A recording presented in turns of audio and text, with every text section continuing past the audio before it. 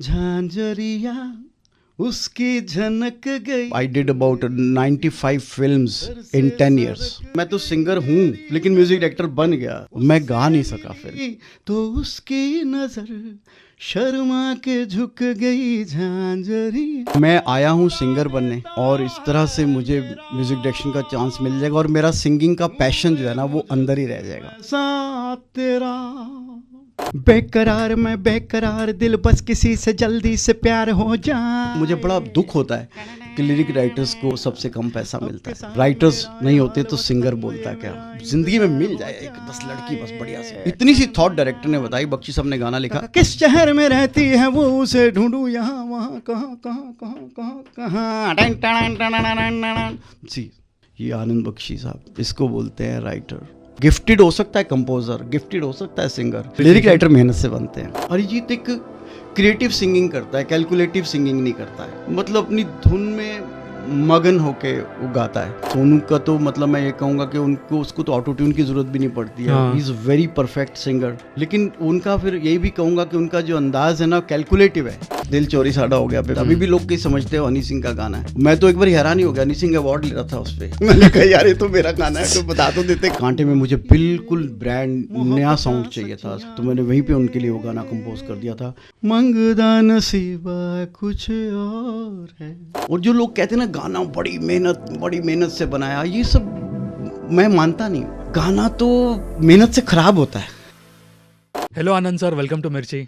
Thank you very much. एक बार ज़ोरदार तालियां हो जाए सर के लिए कि आपने इतने साल से हमें इतना प्यारा म्यूज़िक दिया है।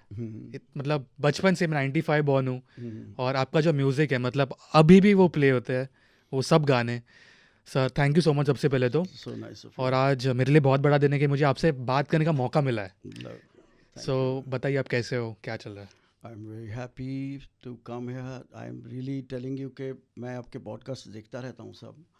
बहुत ही ज़हीन तरीके से आप पूछते हैं सवाल और इतना ज़्यादा फ्रीडम भी देते हैं सामने बोलने के लिए, तो इट्स अमेजिंग।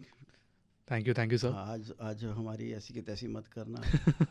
सीधे सवाल ही पूछना। सर वो तो पता चलेगा अभी कैसे बात नहीं होगी। बट सर बताइए कैसे चल रहा है, अभी क्या चल रहा है लाइफ में? लाइफ में अब लाइफ की बात करी तो फिर शुरुआत से शुरू करते हैं। व्हेन 1995 में आई केम इन बॉम्बे, तो ये तो सबको मालूम है कि मेरा स्ट्रगल बॉम्बे में आके इतना लंबा नहीं था। मुझे ट्रेन में कोई बंदा मिल गया था, आपको मिस्टर सुंदर दीपक करके, तो ही introduced me directly on the first day to mister Tinu Anand. लेकिन इससे पहले जो स्ट्रगल था ना मेरा, वो किसी को मालूम नहीं है। आई स्टार्टेड माई कैरियर इन 1984।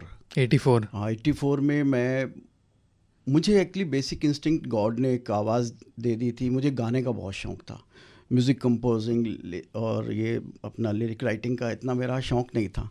तो 3-4 साल तो मैंने ऑर्केस्ट्रा पार्टीज़ में, वहाँ होती है ना जैसे ब्रिज रंगीला, प्रेम भाटिया, इस तरह के ऑर्केस्ट्राज होते थे, उनमें I used to go and perform.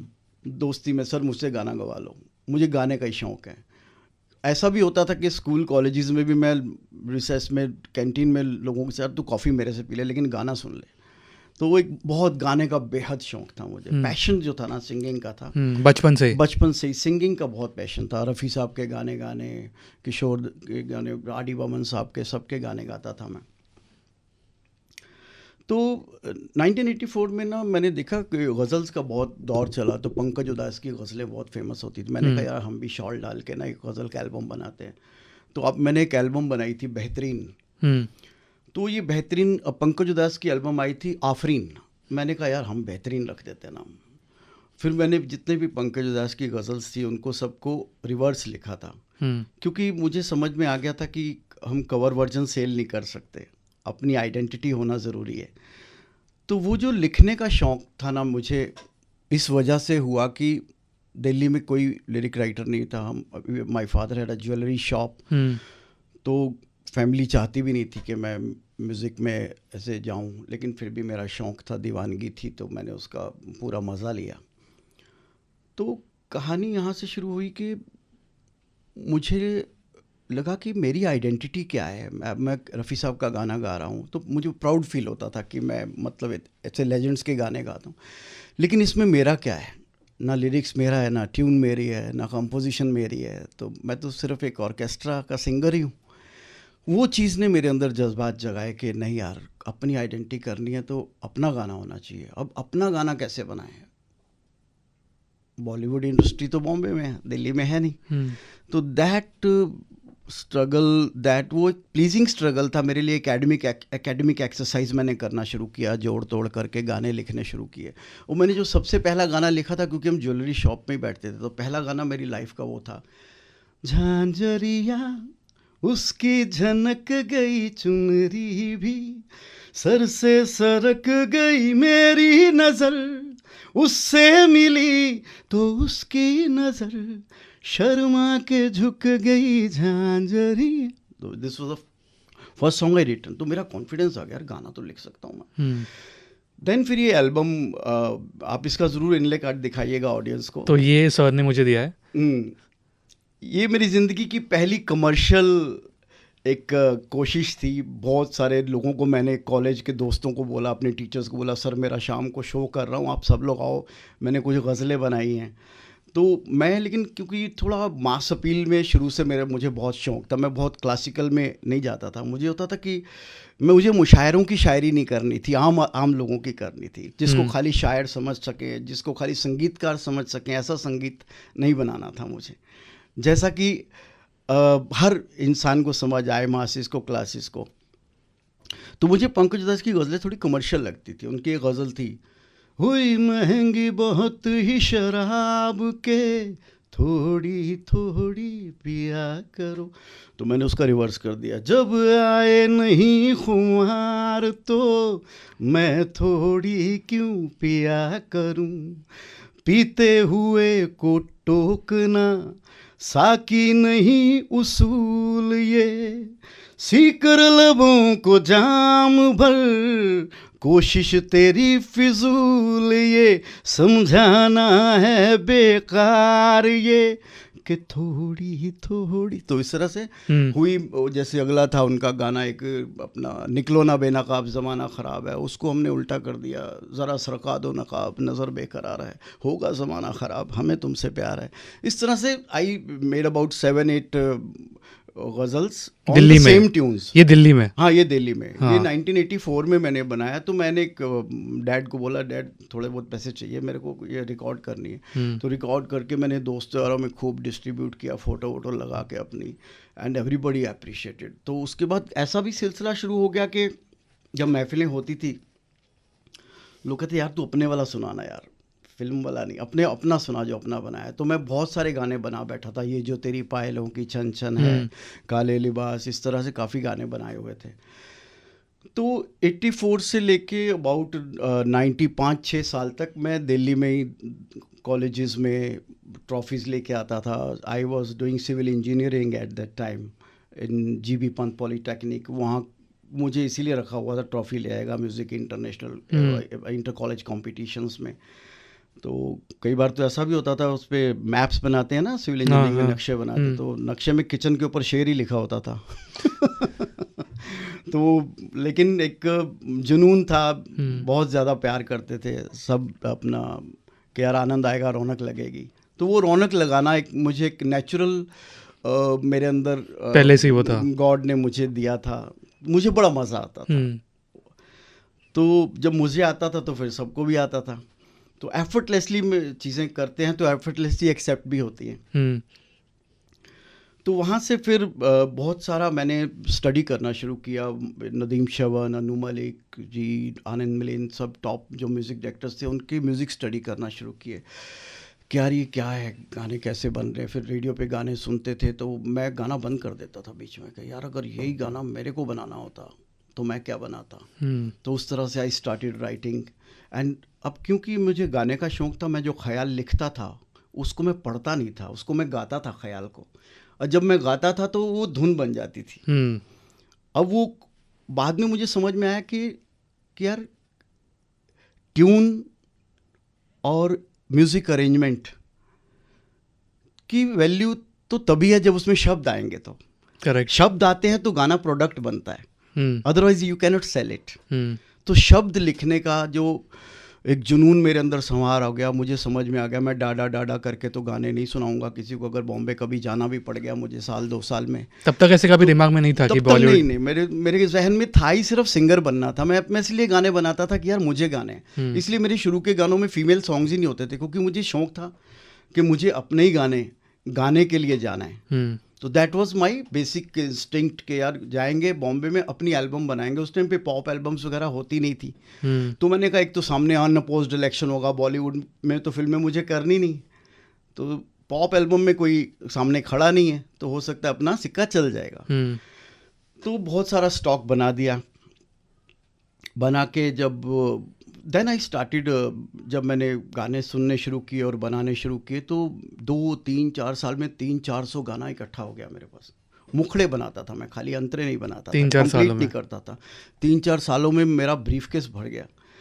And 1992 में मैंने फादर को बोला कि मेरे को जाना पड़ेगा बॉम्बे। तो I am eldest among my 6 brothers sisters. तो कहते भैया दुकानदारी ख़राब हो जाएगी, तो ये चक्कर में नहीं पड़ना है, तो यहाँ दिल्ली में कर रहा है अपना, मस्ती कर रहा है। मैंने कहा नहीं, ये गाने ये मेरा प्रोडक्ट है, ये किसी के गाने नहीं है, यूनिवर्स में किसी के पास नहीं है, सिर्फ मेरे पास है, तो मैं एक बार तो जाऊँगा।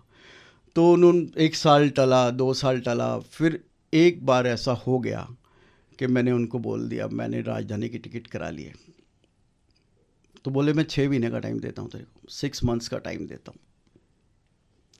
अब देखो आदमी कहता तो ऐसा मैंने किया, लेकिन ये हकीकत नहीं है। व्हेन थिंग्स हैपन्स ना, we always say we have done it, when we do nothing happens. मैं नेचर कॉल को बहुत बिलीव करता हूँ। तो मेरी ज़िंदगी का पहला जो ट्रिप था बॉम्बे का, वो मैंने कई अपना इंटरव्यूज़ में भी बताया है मुझे, कि मुकद्दर क्या चीज़ होती है, कि स्ट्रगल कैसे ख़त्म होता है अगर भगवान चाहता है तो। तो ट्रेन में हम लोग जिस कंपार्टमेंट में थे उसमें बहुत सारे कैमरास लटके हुए थे।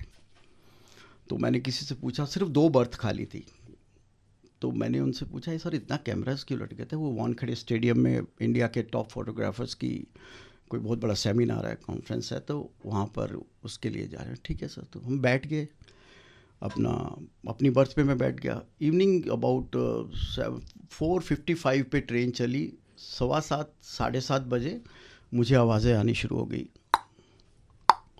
तो मैंने नीचे देखा, नीचे सोडे खुल रहे हैं। अब शायद कोक पी रहे होंगे सोडे में मिला के। तो शेर व शायरी शुरू होगी, किसी ने शेर सुना दिया, एक दूसरा वाह वाह शुरू हो गई। तो मैं ऊपर चुपचाप बैठा, कहा यार भाई शेर सुना रहा है यार, और अपने को नहीं बोलने दे, अपने को तो शेर। मैंने कहा भाई साहब इसका जवाब दूँ अब? तो उसने ऊपर देखा मुझे, कहता पीते हो? मैं कहा नहीं जी पीता तो नहीं हूँ। कहता फिर ऊपर ही बैठे रहो। मैं कहा जी ले लेता हूँ कभी कभी मैं। तो कहता फिर आ जाओ नीचे। तो उन्होंने फिर अपना बातचीत शुरू कर दी। मैंने शेर का जवाब दे दिया उनके, दूसरा सुनाया, दूसरे का जवाब दे दिया। अब लकीली क्या था कि जो मैं सुना रहा था ना वो मेरे शेर थे। तो वो जो सुना रहे थे वो तो रिपीट कुछ गालिब साहब के थे, किसी के थे जिनके शेर थे। तो बोला भाई ये शेर किसने, ये किसका शेर है? मैं कहा ये तो मेरा ही है। तो मैंने कहा मैं एक्चुअली सर शायर नहीं हूँ, मैं सिंगर हूँ बेसिकली, आप गाना सुनोगे क्या? तो देन आई स्टार्टेड सिंगिंग। तो मैंने उनको पहला गाना वो सुनाया झांझरिया, उसके बाद फिर वो सुनाया प्यार किया तो निभाना। तो बोले यार ये एक बंदा था उधर जो लीडर था उनका, उसका नाम सुंदर दीपक था। बोला ये जितने तूने गाने सुनाए हैं, अब हुआ क्या, एक के ऊपर एक आदमी चढ़ गया। अब बीच में एक आदमी बोला यार तू, हमें तो रफ़ी साहब का गाना पसंद है, रफ़ी साहब का गाना सुना दे। तो मेरी तो ऐसी लॉटरी खुल गई, क्योंकि मैं रफ़ी साहब का दीवाना, इतना बड़ा दीवाना हूँ। तो वहाँ से मैंने उनको वो गाना सुनाया, जब ऐसी ही रात भीगी सी रात, ऐसी ही रात भीगी सी रात, हाथों में हाथ होते वो साथ, कह लेते उनसे दिल की ये बात, अब तो ना सताओ हो, खोया खोया चांद। तो मेरा पैशन, मैंने फिर ढेरों गाने सुना दिए उनके, उसको वो गाना भी सुना दिया, कहना है इस तरह से।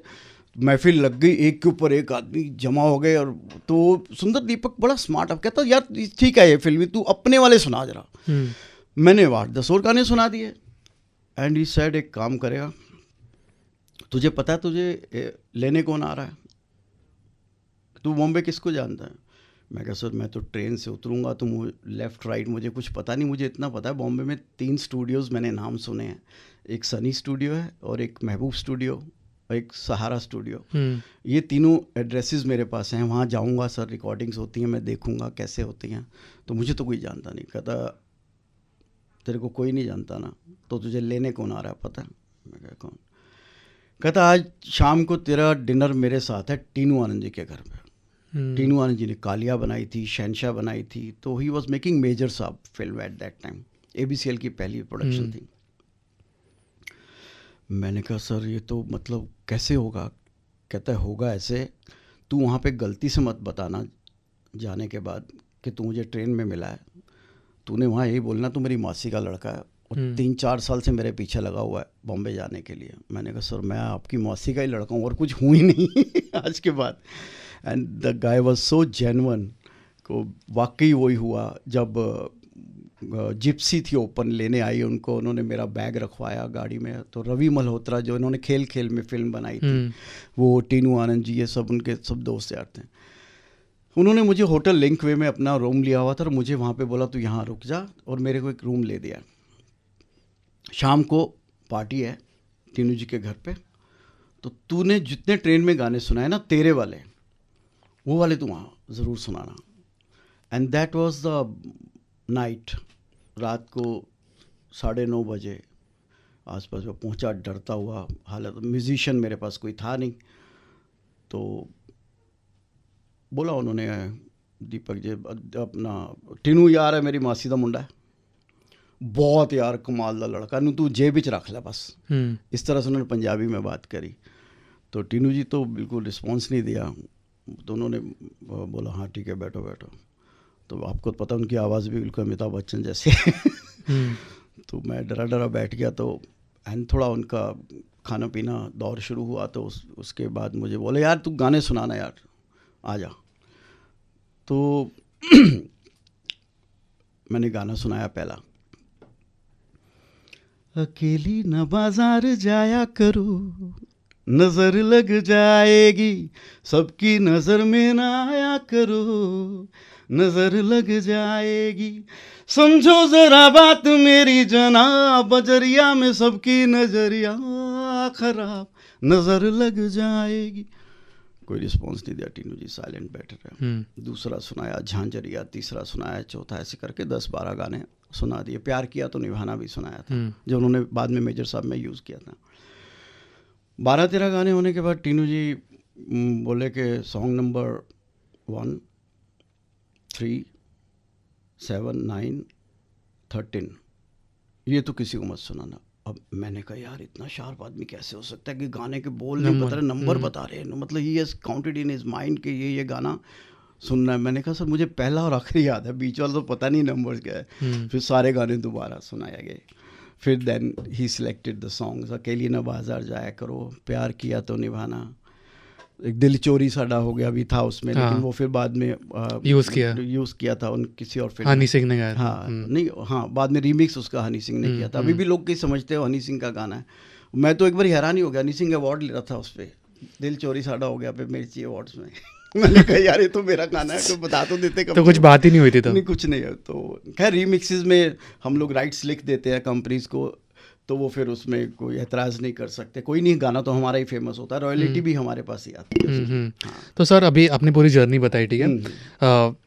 जब ये आप इंडस्ट्री में आए तो ऐसे कोई आपको किस्सा याद है कोई एक्टर्स के साथ या कोई डायरेक्टर के साथ जो अभी भी आपको याद है? हाँ हाईलाइट बहुत ही बेहतरीन किस्सा क्या हुआ, जब टीनू जी ने जब बोला ना कि ये 6 महीने तक तो अभी स्क्रिप्ट पे काम चलेगा, 6-7 महीने, तो ये फिल्म कार्तिक राजा कर रहे हैं, इलिया राजा के बेटे, तो मैं गारंटी नहीं ले सकता तेरा इसमें म्यूजिक होगा, अमित जी को गाने पसंद आने चाहिए, अमित जी को सुनने दे, गाने पसंद आने चाहिए। तो मुझे वहीं पर ही मैं डर गया, मैंने कहा ये तो हाथ से गया मामला। तो फिर दूसरा ये 6-7 महीने तो अभी स्क्रिप्ट बनने में लगेंगे, तो मैं बाकी 6 महीने का टाइम लेके मैं 6 महीने में करूँगा क्या? तो मैंने फिर टीनू जी को रिक्वेस्ट किया, मैं कहा सर आप मुझे कहीं और भी मिला सकते हैं। तो उन्होंने बोला तुम मिल 1-2-3 दिन में मुझे दोबारा मिलो। तो एकदम से उन्होंने मुझे ये कह दिया कि ये मेरे लिए ये बहुत बड़ी बात थी। उन्होंने कहा ये गाने किसी को सुनाना मत। तो फिर टीनू जी एक पिक्चर में एक्टिंग कर रहे थे, उसका नाम था मासूम फिल्म का। तो वो होम अलोन्स के ऊपर बच्चे की फिल्म बन रही थी, जिसमें गाना था छोटा, मेरा गाना था वो छोटा बच्चा जान के आँख दिखाना रहे। ये किस्सा बड़ा गजब का हुआ। टीनू आनंद जी ने मुझे एक म्यूज़िक कंपनी से इंट्रोड्यूस करवाया, टाइम ऑडियो वीडियो कंपनी। उस टाइम पे tips and Venus were the main top companies and T series. तो टाइम ऑडियो वीडियो कंपनी नई म्यूज़िक कंपनी थी। तो उन्होंने शायद श्रीमान आशिक फिल्म का म्यूज़िक रिलीज़ किया था, नदीम श्रवण का। तो टीनू जी ने मुझे बोला तू मिल परवीन शाह को, मेरा नाम ले देना। तो मैं उनके ऑफिस में जाना शुरू किया। 1 महीना 1.5 महीना हो गया, टाइम नहीं दे रहे, आ रहा हूँ जा रहा हूँ। तो उनकी एक सेक्रेटरी थी शैला करके। मैंने कहा शैला जी सर मैं 1.5 महीना हो गया आते हुए, मुझे कहती है काम करो, आप ऐसे नहीं होता है, आप मुझे अपना फ़ोन नंबर दे दीजिए। अब फ़ोन नंबर मेरे पास था नहीं। मैं तो मैंने एक छोटा खोली टाइप, एक डैड को तो यही बोला था यहाँ पे मुझे टीनू आनंद जी मिल गए, शोर मचा दिया था तगड़ा। मैंने कहा आप अब टेंशन मत लो, आप बड़ा काम हो रहा है यहाँ पर। तो आई जस्ट एड प्लेस, वहाँ पे फ़ोन नहीं था, तो पड़ोसी का नंबर था, मैंने उनको दिया वो नंबर। कहती मैं आपको फ़ोन करूँगी, कभी आपको आना चाहिए। तो एक दिन 3-4 दिन में शैला जी का फ़ोन आ गया, आज सर फ्री बैठे हैं, आ जाओ आप। मैं पहुँच गया, मैंने कहा मैं कम इन सर। तो शैला जी ने ऑलरेडी बता रखा था, काफ़ी दिन से आ रहा है, प्रवीण भाई इसको टाइम दे दो थोड़ा। तो मैं अंदर गया तो बोले हाँ बताओ। मैं कहा सर टीनू जी ने आपका नंबर, हाँ तो नंबर दिया था, तो करना क्या है? मैं कहा सर मैं ना, मेरे पास एक कैसेट है, इसमें 15-16 गाने हैं, मैं दिल्ली से स्क्रैच डेमोज बना के लाया हूँ, तो आप सुन लीजिए।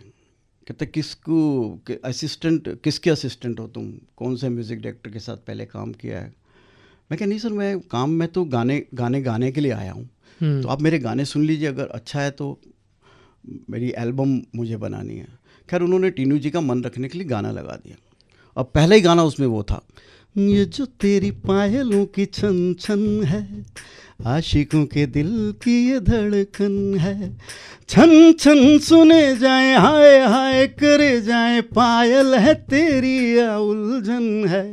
ये अच्छा लगा उनको। दूसरा गाना सुनाया, काले लिबास में बदन गोरा यूं लगे ईमान से, जैसे हीरा निकल रहा हो कोयले की खान से। अब तीसरा सुनाया, झांझरिया।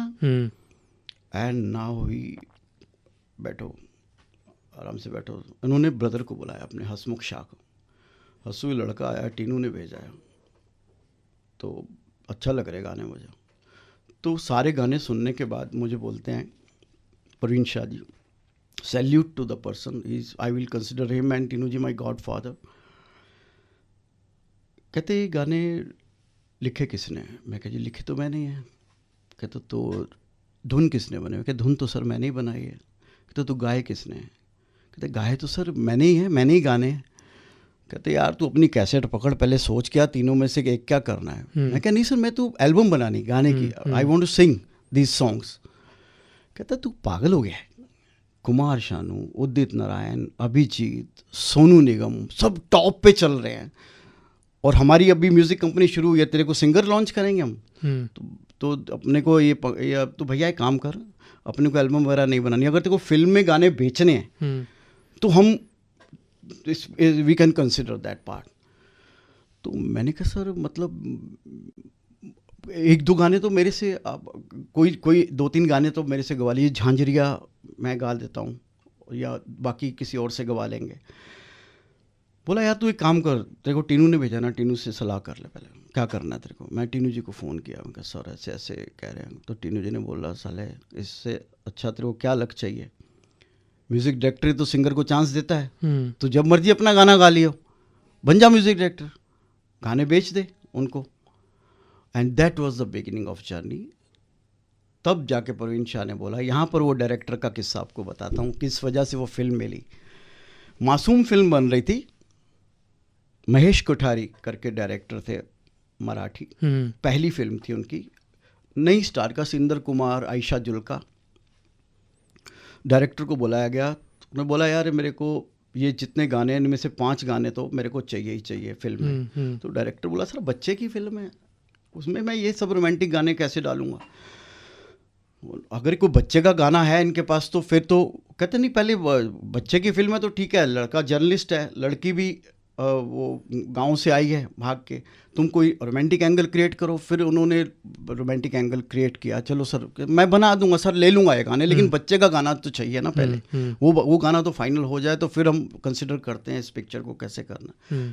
तो मेजर साहब से पहले फिर ये म्यूज़िक जब, तो महेश कोठारी बैठे, मैंने कहा सर बच्चा मतलब बच्चा कैसा है सर, क्या गाना? कहता बच्चा बदतमीज़, आँख दिखाता है बड़ों को, कोई बात समझाए समझता नहीं किसी की बात।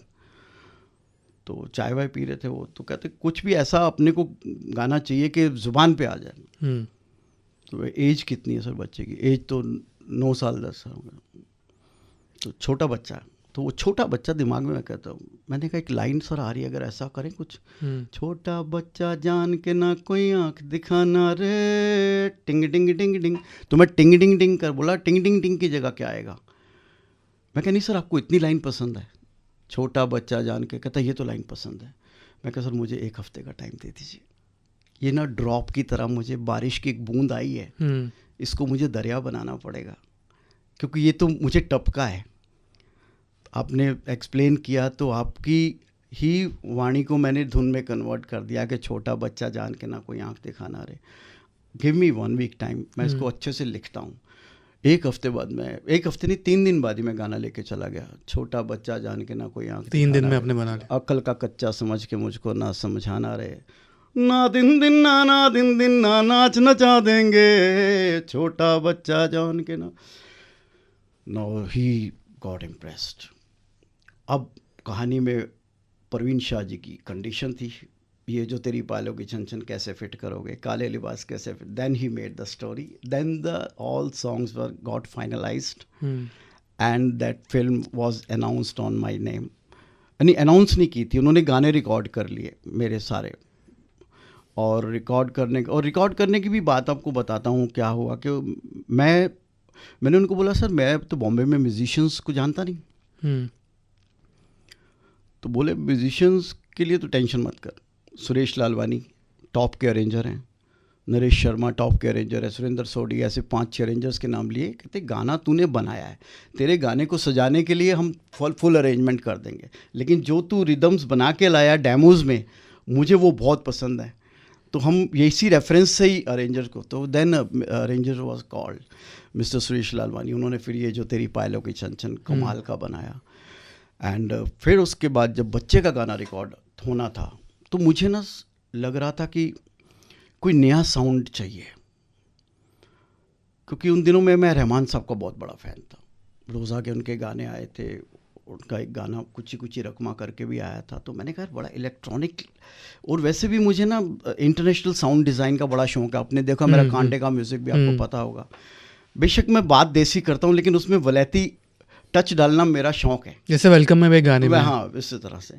तो मुझे मॉडर्निटी उस टाइम का जेंजी फ्लेवर, मतलब जैसे होता है ना, मुझे क्रिएट करना था। आई डिडंट वांट इट के भी टिपिकल ढोलक तबले, और अब सबके जैसा मैं बनाता तो सबके जैसा लगता। तो that was the, I respect Salim Sulaiman for that, क्योंकि Salim Sulaiman were the musicians उस गाने में। तो मैंने सलीम सुलेमान को कांटेक्ट किया कि आप ये गाना हमारे लिए करें।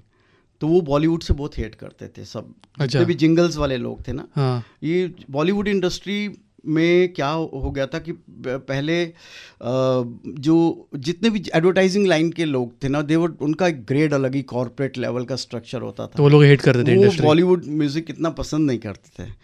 तो मैंने कहा यार दोस्त, मुझे नया साउंड चाहिए, कैसे भी करके आप इस गाने को करिए। एंड थैंक्स टू दैम उन्होंने वो गाना फिर मेरे लिए किया। and after that great regards for them. Salim Suleiman, today they are very big because of their own capability, their own potential. But Salim Suleiman did 200 songs with me as programmers, as Yeah. musicians.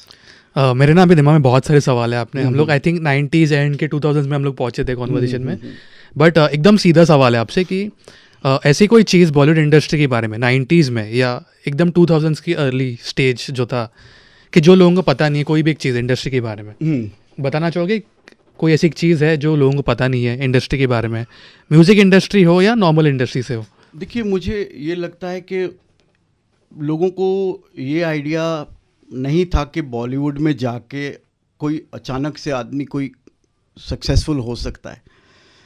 तो मेरा जब नाम announce हुआ ना, उस time पे TV के ऊपर एक नाम आया, ये जो तेरी पायलों के नीचे, आनंद राज आनंद, लिरिक्स बाय आनंद राज आनंद। अब मेरे को ये भी बड़ा नुकसान हुआ क्योंकि मैं गाने अपने लिख के लाया था, तो ऑलरेडी से तो मैं समीर साहब, जावेद अख्तर साहब, इन सब लोगों के साथ मुझे लगा यार अगर मैं काम नहीं करूँगा हैं तो मैं मतलब मेरे को कोई लिरिक राइटर प्यार नहीं करेगा, मेरा साथ नहीं देगा। बट होता क्या था, मेरे पास इतना स्टॉक था, वो एज इट इज़ फाइनल हो जाता था। तो I was very fond of Javed साहब, समीर साहब, इनको मैं सुनता था, लेकिन गाने फाइनली हो जाते थे तो अपने। तो ये आइडिया नहीं था मुझे कि मैं आया हूँ सिंगर बनने और इस तरह से मुझे म्यूज़िक डायरेक्शन का चांस मिल जाएगा और मेरा सिंगिंग का पैशन जो है ना वो अंदर ही रह जाएगा। मैं गा नहीं सका फिर गाने। फिर बहुत बाद में जब ये संजय गुप्ता आए तो इश्क समंदर, दिल दे अंदर, ये माही वे सब हुआ। तो उस टाइम की इंडस्ट्री में और आज की इंडस्ट्री में जो मेन फ़र्क है कि उस टाइम इंडस्ट्री बड़ी मुश्किल थी। आज तो मतलब कोई भी स्ट्रगल किसी का नहीं है। मेरे लिए बहुत बड़ा एक ईश्वर का वरदान रहा है कि इतने बड़े दिग्गज लोगों के बीच में मुझे I did about 95 films in 10 years, almost 1 film every month। और दिल चोरी साडा हो गया एल्बम, और इतने सारे, सुनीता राव की एल्बम, श्वेता शेट्टी की एल्बम, कमाल खान की एल्बम, बहुत सारी प्राइवेट एल्बम्स भी मैंने करी थी। तो मैं सिर्फ यही कहना चाहूँगा कि उस टाइम इंडस्ट्री बड़ी मुश्किल थी। मेरा नसीब, मेरे जैसा नसीब हर किसी, मेरे से अच्छे गाने वाले, लिखने वाले चांदनी चौक की गलियों में बैठे होंगे। मैंने कई ऐसे सिंगर्स सुने हैं कि मुझे शर्म आती है। नैनीताल गया था, एक डफली के ऊपर कोई नुसरत फ़तेह अली खान जी का गाना गा रहा था, मेरी आंखों से पानी निकल आया। मैं कह रही इतना अच्छा तो मैं भी नहीं गा सकता। तो मैं ये कहूँगा कि ये नेचर की कॉल होती है। बंदा जो कहता है ना मैंने किया, मैं आया, मैंने फाड़ दिया, ये सब गलत है। जिसको कहते हैं जिसे वो तौफीक देना, तो मैं बड़ा शुक्रगुजार हूँ भगवान का कि मुझे वो तौफीक मिल गई कि मेरे से ये सब हो सका। वरना मुझसे अच्छा करने वाले राजस्थान में, इधर पूरी दुनिया में बैठे हैं कलाकार। तो वो इंडस्ट्री का बहुत मुश्किल टाइम था। और उस टाइम पे मेरा आना और मेरा छाना, ये ठीक है, बाद में तो कंटेंट के ऊपर ही होता है। Content is king. गाना, यहाँ पे इंडस्ट्री में किसी को म्यूजिक डायरेक्टर से प्यार नहीं है, सबको गाने से प्यार है। अभी भी नहीं है। नहीं, गाना हिट है तो मामला फिट है। Who is in love with a person? Everybody is in love with the talent of the person. And talent भी ऐसा होना चाहिए कि गाना आए तो लोग कहें यार गाना इनिशियल लगवाएगा पिक्चर को। उस टाइम पे ये बहुत होता था, गाना हिट होगा तो पिक्चर को इनिशियल लगेगा। हालांकि आज भी है, लोग आज भी राजेश खन्ना को याद करते हैं तो मेरे सपनों की रानी कब, वैसे याद करते हैं। किसी भी अवार्ड फंक्शन में आप जाते हैं, कुछ भी होगा, गाना ही चल रहा होगा, तो चलता संगीत ही है हिंदुस्तान में। तो वो जो मेरा छाना उस टाइम पे और आना टोटल गॉड के ऊपर है। और मेरी वो जो 11 साल की स्ट्रगल जो मैंने दिल्ली में की थी, वो आज तक किसी को नहीं मालूम था। I am very thankful to you, you gave me opportunity to show you this album. Sorry, मेरे लिए बहुत बड़ी बात है। मतलब ये 1984 में बनाई थी, तो 10-11 साल मैंने जो कागज़ फाड़ फाड़ के, मैं बहुत कदर करता हूँ लिरिक राइटर्स की, आपको सच्ची बताता हूँ, क्योंकि मुझे पता है कितना मुश्किल होता है गाना लिखना। आज धुन किसी को चाहिए, वो यूट्यूब पे जाएगा, रेफरेंस देख लेगा, इस कौन कौन से वेडिंग सॉन्ग है वैसा बना देगा। किसी को अरेंजमेंट चाहिए तो वो अरेंजमेंट का इंटरनेशनल ग्लोबल लेवल का साउंड डिज़ाइन ढूंढ लेगा, ये चाहिए। लेकिन सबसे मुश्किल काम होता है दोस्त गाना लिखना। एंड मुझे बड़ा दुख होता है कि लिरिक राइटर्स को, स्क्रिप्ट राइटर्स को सबसे कम पैसा मिलता है। आई विल रिक्वेस्ट बॉलीवुड कि राइटर्स नहीं होते तो सिंगर बोलता क्या, राइटर्स नहीं होते तो शाहरुख खान डायलॉग क्या बोलता। तो राइटर एक बुनियाद होती है। बहुत मैं रिस्पेक्ट करता हूँ लिरिक राइटर्स की। मेरे बेशक काम बहुत कम लोगों के साथ कर चुका हूँ, इरशाद कामिल जी, अमिताभ भट्टाचार्य, कुमार, मैं इन सब का फ़ैन हूँ। लेकिन इस दौर में मेरा वो जो बीच में गैप आया था, जिसकी मैं वजह बताऊँगा क्यों आया था, वरना इन सब के साथ मेरा काम करने का बहुत मन है। और अभी सेकेंड इनिंग जो मैं प्लान कर रहा हूँ, इसमें भी अभी 2006 से अब इतना टाइम हो गया, आपको पता है। तो मैंने जो अगर 11 साल में उतना बनाया था, तभी तो उस टाइम पे 84 से मैं 95 में फर्स्ट इनिंग मेरी गॉड ने कर दी थी। अब तो मेरे पास डबल इम्पैक्ट है, मेरे पास लीगेसी है इतने गानों की। But first inning was for me sir, but but second inning is for my kids. और यहाँ पे मैं बताता हूँ आपको क्यों मेरे जो दोबारा मूड बना, ये शांति के बाद मेरा क्रांति करने का मन क्यों हुआ। My daughter told me, dad मेरे फ्रेंड के फादर ना बहुत बड़े फ़ैन है आपके, कांटे का वो म्यूज़िक है ना, वो जाने क्या होगा हमारे। मैंने बोला अच्छी बात है बेटे, तो इट्स नाइस। कहती नहीं डैड, मेरी फ्रेंड आपकी फ़ैन क्यों नहीं है। कहती जब मैं उसको बताती हूँ बिल्लो रानी पापा ने गाया, ये ऊंचा लंबा कद किया ये सब, तो को हैरान हो जाते हैं। कहती आपने अपना फेस कभी दिखाया ही नहीं।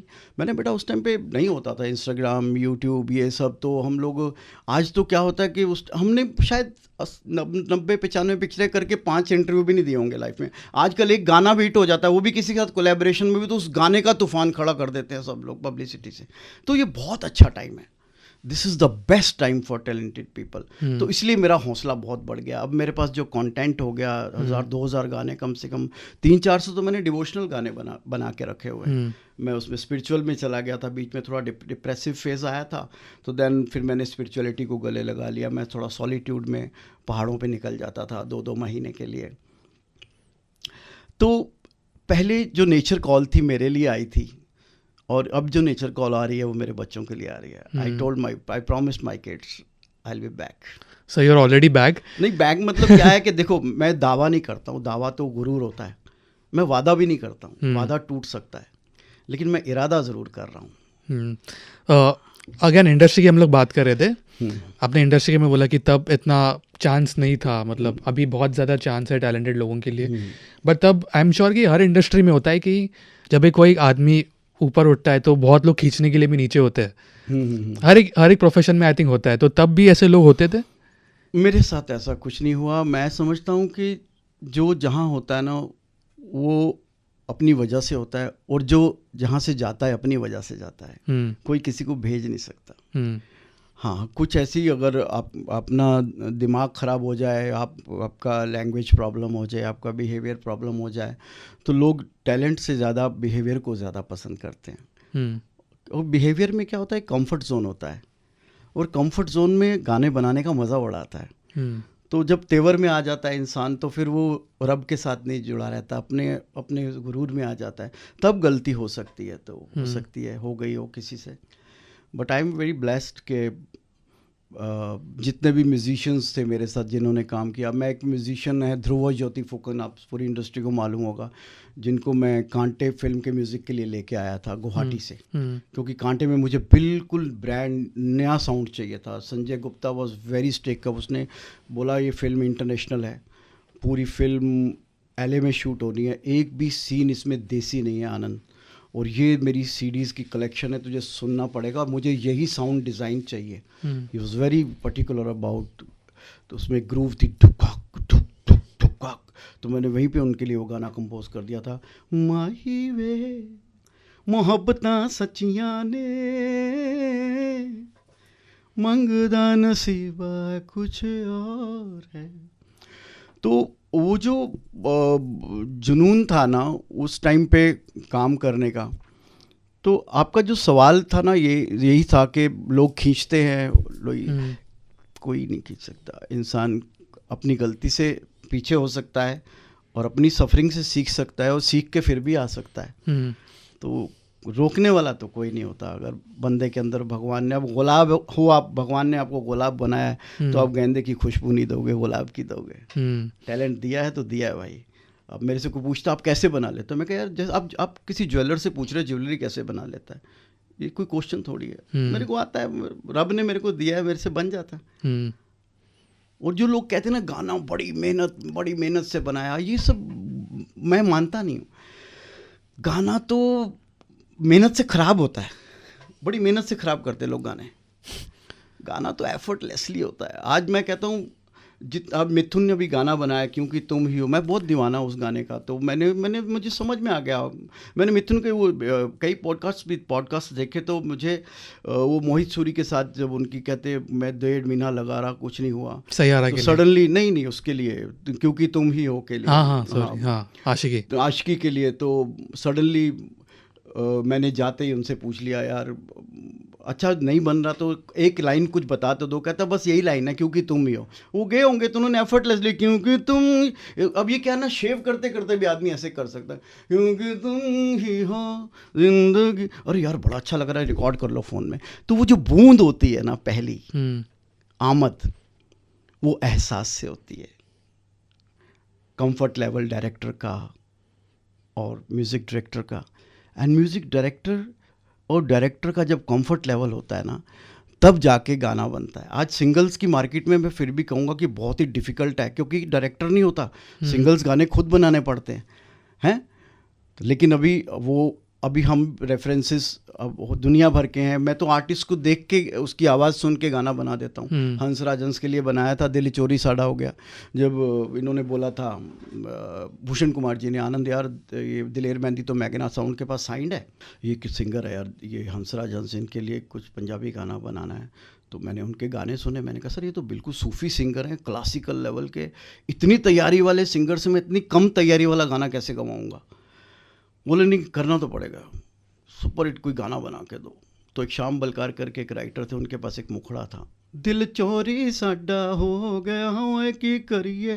आई कंपोज दिस सॉन्ग व्हेन, तो मुझे लगा ये गाना सही है। तो मैंने हंसराज हंस जी को बुलाया, उन्होंने गाना गाया, दिल चोरी साडा हो गया। तो थोड़ा सा ना हरकत में उनकी बरकत है, वही तैयारी सीखी है उस्तादों वाली, तो उनसे कम उस्तादों वाला काम कैसे कराएं। फिर मैंने उनको बोला पाजी एक रिक्वेस्ट कर रहा है, ये देखो ये सिक्का है ना, सिक्के पे सिक्का रख दो, बस जैसे मैंने गाया ना सेम कॉपी कर दो। And hats off to him, उन्होंने 2 घंटे में गाना गाया। और and the Chorni album 42 lakhs officially बिकी थी उस टाइम पे कैसेट, जो बहुत बड़ी बात है, बहुत बड़ी हिट थी। 42 lakhs Chorni album was one of the biggest hit albums. वो फिर गाना फिल्म में भी यूज़ किया भूषण जी ने, अभी हनी सिंह ने उसको सोनू की टीटू की स्वीटी में, सोनू की टीटू। बट सर आपने इतना इंडस्ट्री के बारे में बताया, अभी आपका जो म्यूज़िक है, आपका मतलब अभी जो बॉलीवुड इंडस्ट्री में म्यूज़िक चल रहा है, उसके ऊपर आपको क्या लगता है? मेरी फिल्म के ना सारे के सारे म्यूज़िक आप देखेंगे एक टाइप के नहीं होते हैं। अब जैसे मैं नदीम श्रवण जी की रिस्पेक्ट करता हूँ, लक्ष्मीकांत प्यारेलाल जी, आर्ट सबकी आई रिस्पेक्ट एवरीवन, बट मैंने देखा कि उन सबके ना एक स्टाइल होता था। तो मुझे ऐसा लगता था यार हर फिल्म की कहानी अलग है, तो फिल्म का स्टाइल, हर फिल्म का म्यूज़िक कैसे सेम हो सकता है। तो खाली आनंद राज आनंद की एल्बम थोड़ी बननी है उस फिल्म के। अब गोविंदा का गाना है, अय्या मैया प्रेम जाल में फंस गई मैं, तो अब कांटे में कॉलर को थोड़ा सा ऊपर चढ़ा के। तो इस तरह से अलग अलग फिल्म के अलग अलग गाने। हाँ मेरे पास खाली रोमांटिक फिल्में आती तो फिर मेरा स्टाइल होता भी। आनंद ने इतने, मेरे पास किस्मत ऐसी थी कि मेरे को सारी एक्शन फिल्म्स को बनाना पड़ा, म्यूज़िकल कॉमेडी फिल्म्स। वेलकम में 3 गाने, ऊंचा लंबा कद, किया होठ रसीले। तो कॉमेडी और एक्शन फिल्म्स को म्यूज़िक बनाना एक मतलब चैलेंज होता है, इट्स नॉट अ जोक, क्योंकि उसमें दर्द है नहीं है। तो अभी वेलकम की बात कर रहे थे। हाँ, वेलकम का मेरा सवाल है, ठीक है। 3 गाने आपने दिए जो अभी भी आज तक लोग प्ले कर रहे हैं। तो म्यूजिक के ऊपर तो बात करेंगे इन गानों के ऊपर, बट अक्षय कुमार सर, मतलब अभी भी वो उस पर भी आऊँगा कि आप बात कर दें कि नई फिल्म के लिए आप कर रहे हैं, बट कोई किस्सा आपको याद है अक्षय सर के साथ इन गानों के रिकॉर्डिंग के टाइम? नहीं, मैं बता दूँ, ये बड़ा प्यारा किस्सा है। मैं फिरोज़ खान साहब के साथ मूवी कर रहा था, जानशी। उनके बेटे लॉन्च उनके बेटे की फिल्म थी जानशी। तो फिरोज़ खान साहब को गाने बड़े पसंद आ गए। फिरोज़ खान साहब एक्टिंग कर रहे थे वेलकम में, हम्म तो पता नहीं क्या हुआ, मुझे फिरोज़ खान साहब ने बोला कि आनंद तू अनीस बाज़मी को जानता है? मैं कहा सर नहीं जानता हूँ, लेकिन मुझे इतना पता है sir you are doing movie with him, तो आप मेरे को उनसे मिलवा दे। कहते साले वही तो बात कर रहा हूँ मैं। तो मैं कहा sir film is already being locked, some other music director is doing. बोले तू अनीस के साथ तेरी मीटिंग फिक्स करा रहा हूँ, मिल। अनीस भाई के साथ मीटिंग फिक्स हुई। अनीस भाई की शूटिंग थी 1 महीना बाद, 3 गाने उनको चाहिए थे and already film Himesh ji was very busy, तो टाइम पे कई बार डेट्स की वजह से, नहीं टैलेंट की वजह से गाना नहीं निकला, ऐसा नहीं होता है। कई बार डेट्स की वजह से भी ऐसा हो जाता है कि क्लैश हो जाता है, गाना जितना जल्दी चाहिए उतना जल्दी नहीं मिल रहा। तो वो चांस था मेरे लिए कि वो टाइम नहीं दे पा रहे थे या क्या था, तो मुझे उन्होंने बोला यार हिट गाने चाहिए 2-3 आनंद। तो पहले हिमेश सर के पास जाने वाला था, बट डेट्स की वजह से फिर बाद में, डेट्स की वजह से या जो भी वजह से, या फिरोज़ खान साहब तो जानते हैं आप म्यूज़िक उनके नाम पे क्या होता है। फिरोज़ खान साहब किसी को बोलते हैं अगर कि ये लड़के में दम है तो उसको सुनना तो बनता है। तो अनीस बज़मी साहब ने एहतराम किया फिरोज़ साहब की बात का और मुझे बुला लिया और मुझे बोले देख मेरे को गाना शुरू करना है नाना पाटेकर से। मैं कहा नाना पाटेकर से गाना शुरू करना मतलब तो बड़ा टफ काम है। तो बोले 3 हीरोज़ हैं, तीनों अपनी अपनी माशूक के साथ डांस करेंगे, गाना एक ही रहेगा, इंटरकट होके गाना चलता रहेगा। तो Nana Patekar, Akshay Kumar and Anil Kapoor will be there, तो कोई ऐसा गाना चाहिए। तो मैंने कहा सर एक शेर है, पहले सुनाता हूँ आपको मैं। ये इसरार इंसारी करके एक लिरिक राइटर थे, उनका मेरे पास कुछ मुखड़े पड़े हुए थे। तो पहला शेर था, मैंने कहा अगर नाना की एंट्री करनी है तो हम शेर से कर सकते कि कैसे। होश उड़ा देता है मेरा नूर मुजस्सिम ऐसा तेरा, टंग डंग डंग डंग डंग डंग। मैंने कहा टंग डंग से सर अब अक्षय और अनिल को ले आना, यहाँ से ना यहाँ इतना पार्ट नाना जी से गवा लेते। कहते हाँ यार यहाँ तक का तो सीन मेरा बन गया, आगे क्या होगा। मैं कहा सर आगे सर अब आगे मेरे को टाइम दे दो। तो वही मैंने कहा सर अभी ड्रॉप आई है बस ये मेरा फार्मूला है। आमद जो आती है ना उसको फिर वो बारिश की जो बूंद गिरती है ना एक आर्टिस्ट के ज़िंदगी में, उसको फिर वो ओशियन दरिया बनाने के लिए फिर मेहनत करनी पड़ती है। तो दैट वाज फिर उसके बाद पूरा इसरार अंसारी को बुलाया गया, मैंने बुलाया भैया गाना तेरा शेर तो बहुत अच्छा लगा, आगे मुखड़ा फिर उन्होंने दिया। तेरा सरापा ऐसा है हम दम दम दम दम, अरे जब से हम हैं तुमसे मिले कसम हम रहे नहीं हम, किया क्या किया गया। बट अक्षय सर के साथ कोई इंटरेक्शन नहीं है उनका कुछ? अक्षय जी से मैं अभी मिला था, वेलकम टू जंगल अभी बन रही है ना। अच्छा आप मिले उनको? उनके साथ गाने कर रहा हूँ, एक गाना शूट भी हो गया उनका, I am doing with Firoz भाई and I am very happy. वो फिर अक्षय सर ने मुझे तो अक्षय सर ने खुद बुलाया कि एक अभी कैसे हुआ? नहीं ऐसा नहीं, मैं शूटिंग पे गया था, गाने की शूटिंग हो रही थी, तो मैंने रिक्वेस्ट किया अपने प्रोड्यूसर को, sir I would like to come. तो स्टूडियो अहमद खान डायरेक्टर है, अहमद जी ने वो गाना बड़ी मेहनत से बनवाया मेरे से। तो वो जब हम शूटिंग पे गए तो अक्षय साहब ही अप्रिशिएटेड मी। उनको नॉस्टैल्जिया मालूम है, ऊंचा लंबा कद किया सब मेरे गाने हैं। तो मैं अक्षय सर की भी म्यूज़िक की सेंस की बड़ी दाद देता हूँ। वो पंजाबी म्यूज़िक को जिस तरह, मैं भी पंजाबी हूँ, तो अभी ये आने वाले टाइम में अभी माल निकलेगा, अभी शोर नहीं मचाना है क्योंकि हम लोग के लिए बहुत बड़ी बात है, क्योंकि जो वेलकम का नॉस्टैल्जिया है ना, आप और अक्षय सर की जो जोड़ी है वो वापस हमें वेलकम 3 में देखने मिलेगा। Yes by the grace of God everything will be touchwood.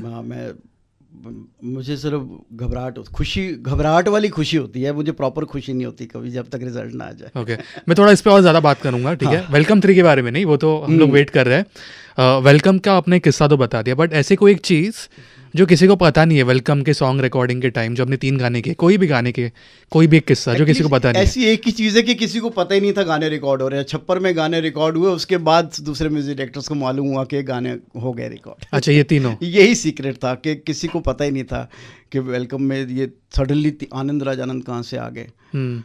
तो this was the only thing. Okay. और भी आपने आइकॉनिक गाने किए, ठीक है, गोविंदा सर। हाँ, मैं एक बात से और बड़ा खुश नसीब हूँ। बड़े आजकल ना आपने देखा होगा, कभी कोई म्यूजिक डायरेक्टर किसी म्यूजिक डायरेक्टर से गाना नहीं गवाता है, या फिर म्यूजिक डायरेक्टर मोस्टली सिंगर नहीं होते। मैं तो सिंगर हूँ, लेकिन म्यूजिक डायरेक्टर बन गया लेकिन मुझे बनना सिंगर ही था। मुझे गाने का बेहद शौक है। मेरे हाथ में जब माइक आता है ना, तो मुझे ऐसा लगता है जैसे बिल्डर के हाथ में प्लॉट आ गया। I feel so good while singing. तो वो फिर हाँ, क्या बात हो रही थी? तो मैं गोविंदा सर के बारे में अभी पूछ रहा था। नहीं, मैं हाँ पहले ये बताता हूँ कि अपना ये 2 म्यूजिक डायरेक्टर थे जिनने मेरे से गाना गवाया। बिल्लो रानी प्रीतम ने गवाया, जावेद अख्तर साहब ने लिखा था। तो मुझे विवेक अग्निहोत्री जी का फ़ोन आया कि आनंद एक गाना है तो तुमको गाना है, लेकिन मुझे लेवल वही चाहिए, इश्क समंदर हो दिल अंदर, वो लेवल का पावरफुल वॉइस चाहिए। मैंने कहा सर ठीक है, गा दूंगा। कहते लेकिन म्यूजिक डायरेक्टर प्रीतम है। मैं कहा सर इससे अच्छा क्या हो सकता है, तो उसका फ़ैन हूँ। एंड प्रीतम के पास जो म्यूजिशियन भी जो थे ना, वो जब मेरा कांटे के म्यूजिशियंस जिनको मैं लेके आया था गुवाहाटी से, 10 साल उन्होंने मेरे साथ काम किया था, ध्रुव ज्योति फुकन। फिर 10 साल के बाद वो प्रीतम के पास है। आज उनके हेड म्यूजिशियंस वही हैं। But we are very connected to each other. You I respect Pritam, Dhruv, me. ये इंडस्ट्री में सब फ्रीलांसर्स होते हैं। जब सही काम इंसान करता है तो अपना मेहनताना देना होता है, लेकिन रिश्ते अच्छे होने चाहिए। एक चीज़ बड़ी कमाल की होती है कि जब दिल फटता है ना, तब बिल फटता है। दिल सबसे फीलिंग सबसे पहली चीज़ है। आप जिसके साथ काम कर रहे हो ना, उनके साथ आपको प्यार होना चाहिए और उनको भी आपके साथ प्यार होना चाहिए। तो मैं बड़ा खुश नसीब रहा हूँ इस मामले में। मेरे सारे म्यूजिशियन सब जिनके साथ बड़े अच्छे ताल्लुकात रखे। फिर बिल्लो रानी गाने के बाद मैंने प्रीतम को फ़ोन भी किया, उन्होंने भी बड़ी तारीफ़ की। फिर उसके बाद एक दिन नरेश, आई थिंक नरेश मल्होत्रा, नहीं हाँ मल्होत्रा, नरेश मल्होत्रा कर, जो डायरेक्टर थे अग्निपथ के, उनका फ़ोन आया, आनंद यार एक गाना है शाह का रुतबा, उसमें ऋषि कपूर का पार्ट है, आपको गाना है। तो अजय अतुल म्यूज़िक डायरेक्टर थे, तो यशराज में उन्होंने बुलाया, वो गाना गाया। तो मैं इस मामले में भी बड़ा खुश नसीब हूँ कि इंडस्ट्री में 2 टॉप के म्यूज़िक डायरेक्टर्स के साथ उन्होंने एक मतलब गाना मेरे पे छोड़ दिया। आनंद तो फ्री है, जो मर्जी कर, बस उन्होंने एक बेसिक धुन समझाई थी। फिर मेरा क्या जुनून होता है, मैं वो फिर क्या होता है, जैसे मीरा मगन है ना अपने आप में, उस तरह से गाता हूँ मैं। ज़्यादा कैलकुलेटर नहीं हूँ, क्रिएटिव ज़्यादा हूँ। बट अभी आपके कोई फेवरेट सिंगर्स हैं इंडस्ट्री के? सारे ही फेवरेट है यार। कोई आपके टॉप 3 चलो बताइए। नहीं यार, मैं सिंगर्स में टॉप 3 को कभी नहीं बोलता हूँ, क्योंकि सिंगर खाली गायकी की वजह से नहीं होता है, कंपोजर की वजह से होता है, लिरिक राइटर्स की वजह से होता है। और इसमें जिसका दौर चल रहा है ना, उसका मालिक चला रहा है, बस यही है। तो कोई भी बहुत अच्छे अच्छे गाने वाले हैं दुनिया के अंदर। आपका कोई फेवरेट एल्बम रहा है रिसेंटली? चल रहा है ना, वो वही, उसका वक्त वही चला रहा है, ईश्वर। कोई लास्ट 4-5 सालों में कोई आपका फेवरेट एल्बम जो आपको बहुत अच्छा लगा है किसी और का? हाँ, मुझे ये अपना आशिकी का म्यूजिक बहुत अच्छा लगा। आशिकी 2, आशिकी वो जो 1 थी, जिसमें क्या आदित्य रॉय कपूर का, उसका तुम ही हो was my very favourite song. क्योंकि मैंने देखा कि जो गाने बड़ी मेहनत से बनते हैं ना, वो लोग भी बड़ी मेहनत से सुनते हैं। एफर्टलेस कंपोजिशन जो होती है ना, वो एफर्टलेसली सुनी जाती है। जैसे सिंगर कई बार बड़ी एफर्ट से गाते हैं ना, तो सुनने वाला भी एफर्ट से सुनता है। आज अरिजीत सिंह को क्यों लोग इतना ज़्यादा वो कहते हैं? अरिजीत एक क्रिएटिव सिंगिंग करता है, कैलकुलेटिव सिंगिंग नहीं करता है। मतलब अपनी धुन में मगन होके वो गाता है। जितने भी और भी सिंगर्स जो अभी हैं, सिंगर बहुत बढ़िया होना या बहुत कम बढ़िया होना नहीं होता। सिंगर वो है जब वो गाता है तो आपके दिल पे लगना चाहिए। बस गाना दिल पे लगना चाहिए, या दिल पे लगे या पाँव पे लगे, या तो नचा दे और या फिर रुला दे और या फिर हील कर दे आपको। तो I believe everybody singing good जिसको चांस मिलता है, जिसके अंदर टैलेंट, आप जुबिन नौटियाल भी अच्छा गाते हैं, अरिजीत है, सोनू का तो मतलब मैं ये कहूँगा कि उसको तो ऑटो ट्यून की ज़रूरत भी नहीं पड़ती है, he is very perfect singer. लेकिन उनका फिर यही भी कहूँगा कि उनका जो अंदाज़ है ना कैलकुलेटिव है, मतलब बहुत मतलब वो अगर सोनू को आप शो करते हुए सुन लोगे ना, लाइव शो, तो मतलब ऐसा लगता है कि रिकॉर्डिंग चल रही है भाई, एक एक नोट वो इतना कैलकुलेशन से लेते हैं। लेकिन ऐसा नहीं होता है जैसे पुराने भी सिंगर से, हेमंत कुमार साहब थे, न तुम हमें जानू न हम तुम्हें जाने, लेजी सिंगिंग है, लेकिन लेजीनेस भी क्रेजीनेस हो जाती है जब टाइम चलता है। तो हम लोगों ने बहुत गानों की बात की, आपने 80s 90s पूरी जर्नी बात की। अभी आप ही डिसाइड करिए कि ऐसे कोई 2000s वाला कोई गाना आपका जिसका किस्सा बताना चाहोगे, जो हम फैंस को पता होना चाहिए। बहुत बढ़िया आपने सवाल किया। एक किस्सा था, मैं एक मूवी कर रहा था गोविंदा की, हद कर दिया आपने। उनके साथ मैंने काफ़ी मूवीज़ की है, लेकिन 5-6 मूवीज़ की हैं। संजय दत्त के साथ भी कितनी मूवीज़ की हैं। तो मेरा क्या था कि मेरे पास चॉकलेटी हीरोज़ नहीं थे, और मेरा भी कसूर नहीं था। मेरे पास इतना काम आ रहा था कि मैंने बचपन से, हम शॉप में फादर यही कहते थे, बेटा ग्राहक छोटा बड़ा नहीं होता है, काम छोटा बड़ा नहीं होता है, जो भी काम आए करना चाहिए। तो मैं थोड़ा स्ट्रेटजिक नहीं था इतना ज़्यादा, मेरे मैनेजर भी इतने अच्छे नहीं थे, स्ट्रॉन्ग। तो मुझे नहीं पता था छोटी फिल्म और बड़ी फिल्म क्या होती है। हर फिल्म में मैं बेहतरीन अपना काम करने की कोशिश करता था। तो उस टाइम पे, आज की डेट में तो छोटी बड़ी फिल्म कोई नहीं होती, आज की डेट में तो कॉर्पोरेट्स फिल्म को बड़ा कर देते हैं, छोटी सी भी होती है तो। आज कोई भी आप नई स्टार कास्ट की फिल्म सैयारा देख लो, कितनी बड़ी कर दी गई। तो मार्केटिंग उस टाइम पे इस लेवल का पागलपन नहीं होता था। उस टाइम पे छोटी फिल्म आती थी तो लोग थिएटर में नहीं जाते थे, तो गाने अननोटिस हो जाते थे। मेरे बहुत से गाने, एक गाना मैं आपको बताता हूँ, मेरा बड़ा फेवरेट गाना था, छोड़ो ना यार करके फिल्म आई थी, तो वो फिल्म रिलीज़ भी पता नहीं हुई थी शायद। तो उसका एक गाना था, मुझे बहुत पसंद है ये, पता नहीं आपने रेडियो से कभी चलाया नहीं। खसक उठी मेरे मन में पिया मुझे गले लगा ले, कसक उठी मेरे मन में पिया मुझे गले लगा ले, गले लगा ले, जिया धड़का ले, सपनों को अपने सजा ले, कसक उठी मेरे मन में पिया मुझे गले लगा ले। अब यही गाना महेश भट्ट की फिल्म में आ जाता तो और हो जाता। तो वो फिल्म रिलीज भी, तो बड़े बेहतरीन गाने। वो मैं अक्सर बोलता हूँ, एक बारी किसी जर्नलिस्ट ने पूछा था, आनंद कभी तेरे को किसी बात का वो दर्द होता है? मैंने कहा हाँ यार दर्द तो होता है कभी कभी। तो क्या, मैं कहा अब क्योंकि हम ज्वेलर हैं तो उसी तरीके से मैं कहा यार देख, कोई बड़ी खूबसूरत लड़की अगर 20 कैरेट का डायमंड डाल के बस में चढ़ जाए तो लोग कहेंगे यार आर्टिफिशियल ही है। और कोई लड़की अगर आर्टिफिशियल डाल के मर्सिडीज उतर आए तो लोग कहेंगे सारा डायमंड ही है। मैंने कहा यार मैं डायमंड डाल के बस में चढ़ गया कई बारी। मैंने बहुत बढ़िया गाने ऐसी फिल्मों में दे दिए जो फिल्म चली नहीं, नोटिस नहीं हुई, कई तो रिलीज नहीं हुई। एक जावेद अख्तर साहब जी के साथ मैंने फिल्म की थी, एक था दिल एक थी धड़कन, वो फिल्म रिलीज ही नहीं हुई, परवीन भाई ने बनाई थी। उसका एक गाना था, जावेद साहब ने बहुत तारीफ की थी उस गाने की कि आनंद क्या धुन बनी हो। गाना मैं ज़रूर सुनाना चाहूँगा क्योंकि that is the only song which Javed Akhtar साहब ने एक ही फिल्म की थी मुझे, और ये गाना शायद किसी ने सुना भी नहीं होगा, पहली बार किसी मैं चैनल पे सुना रहा हूँ। अब राइटिंग देखिए उनकी, रेशम जैसी है राहें खोले हैं बाहें ये वादियाँ, मौसम सारे हैं अपने रंगीन सपने हैं मेहरबान, यूं ही गाएंगे मिलके हम गीत दिल के सदियों यहाँ। एक बार जोरदार ताली हो जाए। मतलब थैंक यू वेरी मच, बहुत ही प्यारा गाना। और मतलब हाँ, रिलीज नहीं हुआ, दुख हुआ यार बड़ा। अभिजीत भट्टाचार्य ने गाया था, बहुत ही अच्छा गाया था। अंतरा भी कमालता हूँ, आवाज जैसे कोई गूंजी है, मेरे लिए दुनिया में तू ही है,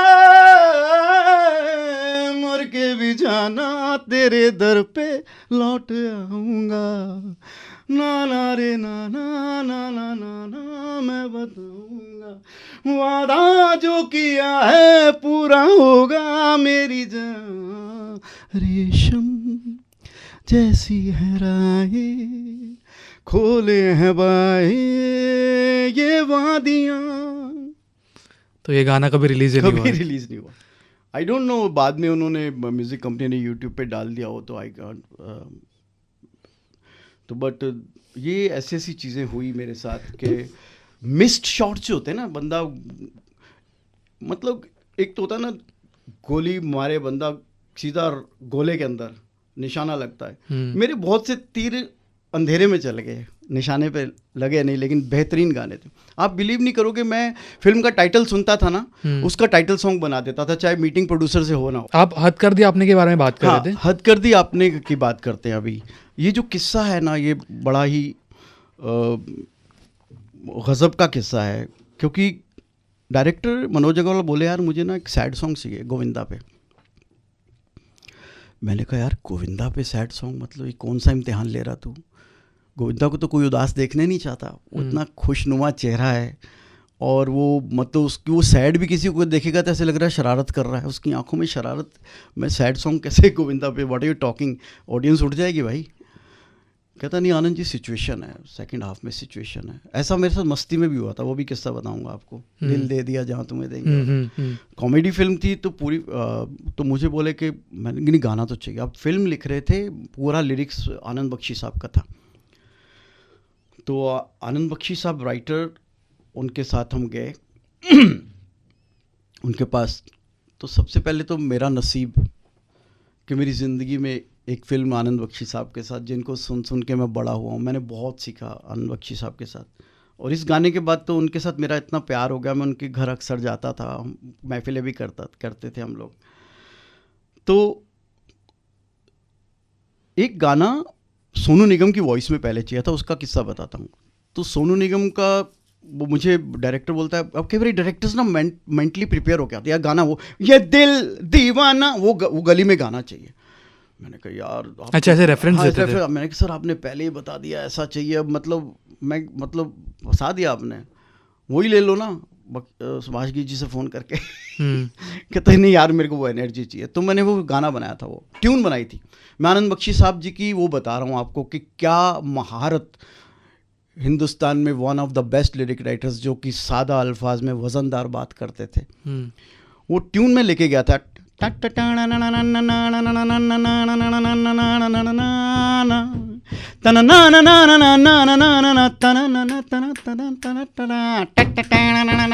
ऐसी ट्यून है ना। अब मैं क्यों बोलता हूँ, लिरिक्स आता है तो गाना प्रोडक्ट बनता है, तो लिरिक राइटर की बहुत ज़्यादा इज्जत होनी चाहिए बॉलीवुड में, क्योंकि मुझे पता है ना मैंने कितनी तकलीफें झेली है। जब मैं दिल्ली में होता था, मेरे पास कोई लिरिक राइटर नहीं होता था, कितने कागज़ फाड़ता था मैं, तब जाके एक चीज़ को मैं टिक मार्क करके फाइल में सजाता था, ये अच्छा बन गया है। तो it's very very hard working job. Gifted हो सकता है कंपोजर, गिफ्टेड हो सकता है सिंगर, लिरिक राइटर मेहनत से बनते हैं। अभी भी उतना नहीं है, लिरिक राइटर मेहनत से बनते हैं, बट अभी भी उतना अप्रिसिएशन नहीं है लिरिसिस्ट को अभी? नहीं, अभी शायद मुझे लगता है दे अंडरस्टैंड देयर वैल्यू, अभी वो अपना लेते हैं। इवन मैं तो बल्कि कहूँगा जो फिल्म की स्क्रिप्ट्स भी आप देखिए, बॉलीवुड में कितनी सारी फिल्म हम रीमेक इधर सब उठाते हैं इधर उधर से, ये उसकी रीमेक बना दो। अगर राइटर्स को पैसा दिया जाए, कहानी लिखने वालों को, उनके बेचारों के, उनको ये बोल दिया जाए ना यार तू ये टोकन ले ले इतना, और ये एस क्लास मर्सिडीज खड़ी है, अगर फिल्म 100 करोड़ की बिजनेस कर जाएगी तो गाड़ी तेरे को मर्सिडीज की चाबी दे दूंगा, वो 100 करोड़ की बिजनेस वाली फिल्म लिख देगा। आपको लगता है writer is main, writer is, एक डायलॉग नहीं होता आर्टिस्ट के पास बोलने के लिए, किसी बड़े से बड़े स्टार के पास दोस्त, अगर लिखने वाला नहीं होता। शब्द क्या है? गीता शब्द, कुरान शब्द, बाइबल शब्द, गुरु ग्रंथ साहब शब्द। शब्द नहीं है तो क्या है? अभी मैंने सुना है कि राइटर्स की बहुत कमी है, ऐसा सुना है मैंने। ऐसा नहीं होता, जब किसी का सिक्का चलता है, हमारी बॉलीवुड में ये बड़ी थोड़ी सी अजीब बात है कि ऐसा नहीं यहाँ कोई किसी को एक्सप्लॉइट नहीं करता, नए लोगों को कभी एक्सप्लॉइट नहीं करता। इसमें भी क्या होता है, जब तक पुराना दूध वाला पानी नहीं मिला है, नया दूध वाला कोई नहीं रखता। ऐसा नहीं है कि नए लोगों को चांस नहीं देना चाहिए, इसलिए अभी सिंगल्स में सबको मिल ही रहा है चांस। वो दौर चला गया, उस टाइम पे बहुत मुश्किल था। आपने देखा होगा 40 साल लता जी ने अकेले गाया, 40 साल रफ़ी साहब ने अकेले गाया। मतलब कैसे चांस दे भाई, ये रफ़ी साहब है ना, दे कैसे तुमको। तो ये कई बार लोग हमें नाराज़ हो जाते हैं म्यूज़िक डायरेक्टर से, हमारा बच्चा इंडियन आइडल में से निकल आया, वहाँ से फेम गुरुकुल से, इधर से आप नए लोगों को चांस नहीं देंगे। तो हम उनको यही कहते हैं कि यार मैं प्रोड्यूसर होता, मैं पैसे लगाता तो मैं कुछ कर भी लेता। तो मैं यही कहूँगा आज उन पेरेंट्स से, उन बच्चों से, कि अगर आपको लग रहा है कि आपको बॉलीवुड में चांस नहीं मिल रहा, तो अपने सिंगल्स बनाइए, यूट्यूब पे डालिए अपना। और अगर आपके अंदर गला है लेकिन कला नहीं है लिखने की और धुन बनाने की, तो कंपोजर्स के साथ, नए ग्रुप्स के साथ, अपने दोस्तों में ऐसे बैठिए जिनको लिखने का शौक़ है, क्रिएट अ हारमोनी। वो पता नहीं कब क्या बन जाए। तो ये जो आपस में कंफर्ट लेवल पे 2-3 स्ट्रगलर्स बैठ के कई बार ऐसा काम कर देते हैं कि वो बेहतरीन गाना बन जाता है। तो हिम्मत नहीं हारे, मैं ये कहना चाहूँगा आपसे। तो बख्शी साहब ने लिखा गाना, ये वही फिल्म का किस्सा बता रहे हैं। हद कर दिया आपने वो किस्सा, क्योंकि अब मैंने ट्यून तो गा दी थी, बख्शी साहब ने लिखा क्या आप देखिए। दीवानगी किसको कहते हैं। लड़का कहता है यार मुझे कोई जिंदगी में मिल जाए एक 10 लड़की बस बढ़िया सी, इतनी सी थॉट डायरेक्टर ने बताई। बख्शी साहब ने गाना लिखा, बेकरार मैं बेकरार, दिल बस किसी से जल्दी से प्यार हो जाए, अब के साल मेरा ये हाल बस खत्म, ये मेरा इंतजार हो जाए, काका किस शहर में रहती है वो, उसे ढूंढूं यहाँ वहाँ कहाँ कहाँ कहाँ कहाँ कहाँ। जी, ये आनंद बख्शी साहब, इसको बोलते हैं राइटर। क्या जेंजी गाना लिखा है, तब अब ये किस्सा है जो मैं मैं चाहता हूँ पूरी दुनिया को मालूम हो। ये किसी को पता नहीं, ये किसी को पता नहीं है ज़्यादा, एक आधी जगह कहीं पे मैंने कहा हो तो। गोविंदा पे सैड सॉन्ग की बात हुई, बख्शी साहब के घर हम गए डरते डरते, तो डायरेक्टर ने बोला कि आनंद मुझे गाना चाहिए गोविंदा पे सैड सॉन्ग। तो उन्हें बोला कि धुन बनाई है, मैंने हाँ, तो मैंने धुन सुनाई, तुरुरु तुरुरुरुरु तुरुरु तुरुरुरुरुरु ताना नाना ताना नाना ताना नाना, सोच ले, ये सोच ले वर्ड था खाली। बख्शी साहब ने मुखड़ा लिखा, मर जाना प्यार ना करना वरना दिल टूट जाता है। गाना उन्होंने अंतरे लिखे। आप ये गाना ज़रूर सुनाइएगा, लेकिन रेडियो मिर्ची पे अलाउड है ना अपना, म्यूजिक कंपनी से कोई रिस्ट्रिक्शन नहीं होती आपको। ये गाने के अंतरे बख्शी साहब ने लिखे, मुखड़ा लिखा। मैं गाना लेके घर आ गया, मैं सारी रात पागलों की तरह पढ़ पढ़ के उस गाने को दीवाना हो गया। बस एक ही हुआ कि टीवी देख रहा था तो एक राज कपूर साहब की पिक्चर आ रही थी, उसमें टीवी पे गाना चल रहा था, मेरा नाम राजू घराना नाम बहती है गंगा वहाँ मेरा। वो राजू लफ्ज़ ना कहीं अटक गया मेरे दिमाग में। तो मुझे पता था फिल्म में इसका नाम राज है गोविंदा का, तो प्यार से रानी उसको राजू कहती है। तो मैंने फ़ोन किया मनोज अग्रवाल को, मैंने कहा मनोज जी बख्शी साहब ने कमाल का लिख दिया है, लेकिन एक थॉट आ रहा है दिमाग में, सिर्फ पहली लाइन के लिए। अंतरे तो मैं आपको बोल के सुनाऊंगा इसके, ज़रूर मैं गाऊंगा नहीं, बख्शी साहब की राइटिंग ज़रूर सुनाऊंगा। मैं चाहता हूँ दुनिया सब देखे कि आनंद बख्शी, सब तो को पता ही है, लेकिन why people salute him as a legend. तो मैंने कहा एक लाइन आ रही है, ओए राजू प्यार ना करियो डरियो दिल टूट जाता है। तो मनोज अग्रवाल बोले यार दोबारा सुना 2-3 बार। मैंने कहा सर ये जो राजू है ना, गोविंदा लगता है, राजू बिट्टू टीटू इस तरह के जो नाम होते हैं ना, चिच्ची, इट लुक्स लाइक जैसे किसी गोविंदा को ही देख रहे हैं। तो कहता बख्शी साहब ने तो गाना लिख दिया है। मैंने कहा तो गाने में तो कोई चेंज करना ही नहीं, ओपनिंग लाइन है, खाली उनको सुनवा सकते हैं क्या? कहते आनंद जी हिम्मत वाली बात है, आनंद बख्शी साहब के साथ तो मैं मतलब मैंने कहा ठीक है सर अवॉइड कर, कहता नहीं यार लेकिन लाइन दिमाग से जा नहीं रही, चलते हैं। बख्शी साहब के घर गए, कहते तो डरते डरते मनोज जी ने बोला आनंद ने एक पहली लाइन सर वो इसने कोई राजू करके कुछ लिखी है वो सुन लीजिए, तो मैंने लाइन सुनाई, ओए राजू प्यार न करियो डरियो दिल टूट जाता है। बख्शी साहब ने प्यार किया मुझे, गले लगा लिया, कहते यार पहली लाइन तो ये रखेंगे, क्योंकि बाकी तो सारा गाना उनका था, चाहत की बात ना करियो डरियो दिल टूट जाता है, दिल दीवाना तू ना आना दिल की बातों में सोच ले ओए राजू प्यार। And that was the his greatness कि इतने बड़े लेजेंड ने वो कह दिया कि नहीं लाइन ये यही रख तू। डायरेक्टर को भी बोला, उन्होंने क्या देखो अंतरे लिखे थे, पहले पहले प्यार की अच्छी लगती हैं बरसातें, उसके बाद ना पूछो कैसे कटती हैं रातें, जान गवा बैठा अपनी जिसने खेला ये खेल दिलों का, ओए राजू प्यार न करियो दिल टूट जाता है, मैंने अपने दिल को मेरे दिल ने मुझको रोका, प्यार है क्या एक मस्त हवा का आता जाता झोंका। मतलब एक एक लफ्ज एक लाइन देखिए उन्होंने क्या लिखी थी, एक लाइन लिखी थी कि प्यार में अपनी जान भी हो जाती है चीज़ पर आई, प्यार में अपनी जान भी हो जाती है चीज़ पर आई, दिल में बसने वाले अक्सर होते हैं हर जाई, हमने भी ये तब जाना जब चोट जिगर पे खाई, ओए राजू प्यार ना करियो। क्या प्यारी लाइन है। हाँ मैं बख्शी साहब का मतलब उनका जूठा खाया हुआ, मैंने जूठा पिया भी हुआ है।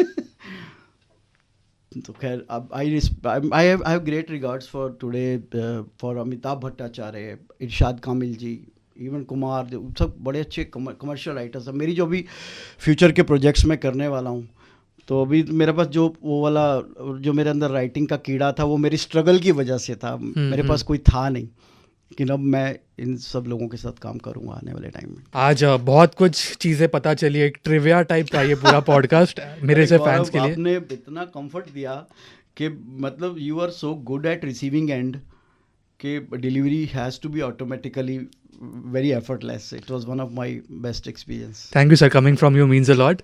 Thank you so much sir and all the best. जाने से पहले जो आपको मैसेज देना है आपके फैंस को, जो आपको बोलना है। मैं अपने फैंस को यही कहूँगा कि दुआएं कीजिए और इंतज़ार ज़्यादा लंबा नहीं करने दूंगा आपको, बस आ रहा हूँ वापस। Perfect, thank you so much sir and all the best आपको।